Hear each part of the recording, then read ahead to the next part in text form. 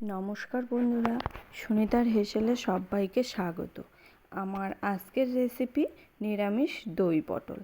আমার নতুন বন্ধুদেরকে স্বাগত জানিয়ে আর পুরনো বন্ধুদেরকে পাশে থাকার জন্য অসংখ্য ধন্যবাদ জানিয়ে আজকের ভিডিওটি শুরু করছি। চলুন তাহলে দেখে নেওয়া যাক। এখানে দেখুন, আমি দই পটল বানানোর জন্য পটল নিয়েছি। পটলগুলোকে আমি খোসা ছাড়িয়ে পরিষ্কার করে ধুয়ে লবণ হলুদ মাখিয়ে রেখে দিয়েছিলাম 5 মিনিট। এখানে পটলটা আমি মাঝখান থেকে একটা চিড়ে নিয়েছি। এরকমভাবে আমি সমস্ত পটলগুলোকে চিড়ে নিয়েছি। এবার আমি গ্যাসে একটা কড়াই বসিয়ে দিয়েছিলাম। কড়াইটা গরম হয়ে গেলে একটু পরিমাণ মতো সরষের তেল দিয়ে আমি লবণ হলুদ মাখিয়ে রাখা পটলগুলো দিয়ে দিয়েছি। এবার এই পটলগুলোকে আমি ঢাকা দিয়ে একটু ভেজে নেব। পটলগুলো ঢাকা দিয়ে ভাজলে কি হয়, পটলগুলো তাড়াতাড়ি নরম হয়ে যায়। এবার একটা মশলার পেস্ট তৈরি করে নেব।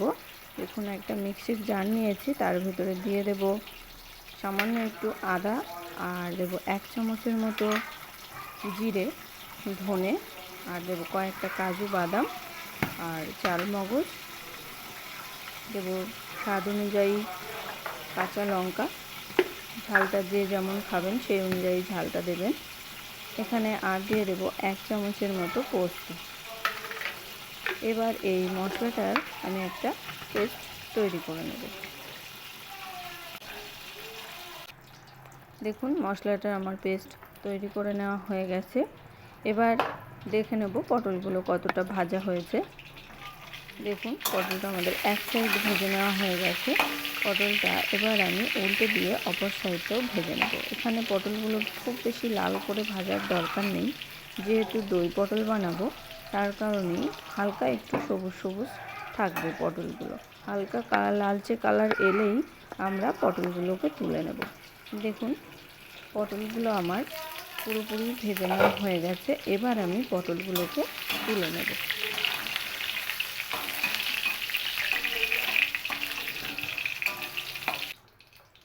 এবার ওই তেলের মধ্যেই বেটে রাখা মশলাটা দিয়ে দেবো। আমি এখানে কোনো কিছুই ফোড়ন হিসাবে আজ ইউজ করছি না। আপনারা চাইলে এখানে ফোড়ন দিতে পারেন, গোটা জিরে, গোটা গরম মশলা, এগুলো ফোড়ন দিতে পারেন। আমি আজ কোনো মশলাই ফোড়ন দেব না। এখানে আমি বেটে রাখা মশলাটা দিয়ে দিয়েছি। এবার দিয়ে দেব স্বাদ মতো লবণ, পরিমাণ মতো হলুদ, আর দেব কালারের জন্য 1/2 চামচের মতো আমি কাশ্মীরি লঙ্কার গুঁড়ো।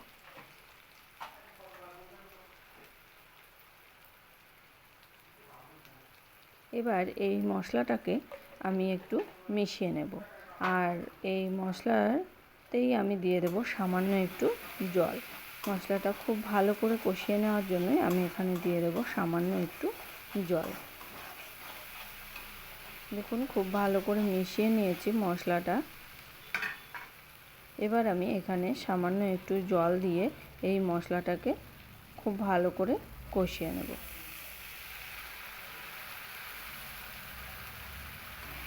মশলার কাঁচা গন্ধ চলে যাওয়া পর্যন্ত আমি এই মশলাটাকে খুব ভালো করে কষিয়ে নেব। এখানে আমি 3 থেকে 4 মিনিট মতো মশলাটা খুব ভালো করে কষিয়ে নিয়েছি। দেখুন, মশলাটা থেকে তেল ছেড়ে গেছে। মশলাটা আমাদের খুব ভালো করে কষিয়ে নেওয়া হয়ে গেছে। এবার আমি এখানে দিয়ে দেব ফেটিয়ে রাখা টক দই।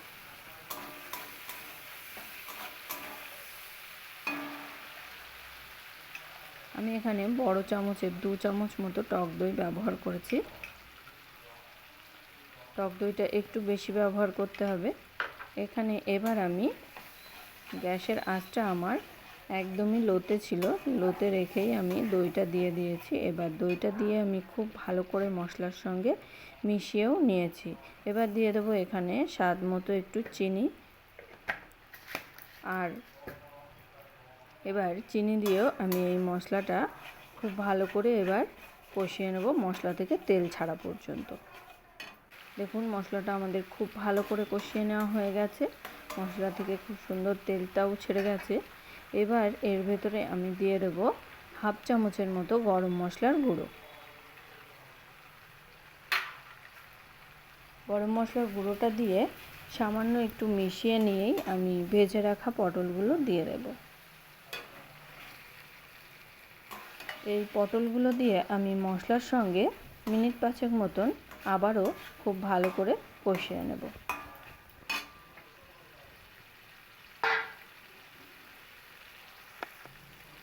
দেখুন পটলগুলো আমার খুব ভালো করে কষিয়ে নেওয়া হয়ে গেছে মশলার সঙ্গে। এবার আমি এখানে দিয়ে দেব সামান্য একটু জল। খুব বেশি জল দেব না, যেহেতু আমাদের পটলগুলো খুব ভালোই সেদ্ধ হয়ে গেছে, তার কারণে এখানে সামান্য একটু জল দিয়েছি। এবার এই জলটা দিয়েই আমি এই ঝোলটাকে ঢাকা দিয়ে রাখবো 5 মিনিটের জন্য।